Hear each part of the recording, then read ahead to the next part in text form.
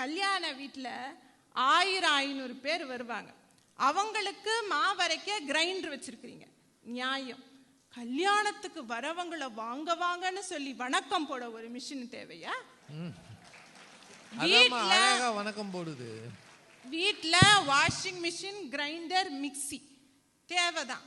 Walking போகணும்னா கீழே இறங்கி காத்தோட்டமா போக வேண்டியதானே. வாக்கிங் போறதுக்கு ட்ரெட்மில்னு ஒரு மிஷினை கண்டுபிடிச்சு வச்சிருக்கீங்களே, இது நியாயமா?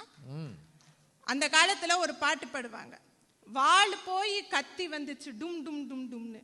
அதை இந்த காலத்துக்கு பாடுனா, வசதிக்காக எந்திரம் வந்துச்சு டும் டும் டும் டும், எந்திரம் வந்து வசதி தந்தது டும் டும் டும் டும், வசதி வந்தது வாழ்க்கை போனது டும் டும் டும்னு தான் பாடணும் என்று சொல்லி, எந்திரங்கள் இன்பம் தான், எல்லாமே எந்திர மயம் என்பது துன்பம் என்று சொல்லி, அருமையான இந்த வாய்ப்புக்கு நன்றி கூறி விடைபெறுகின்ற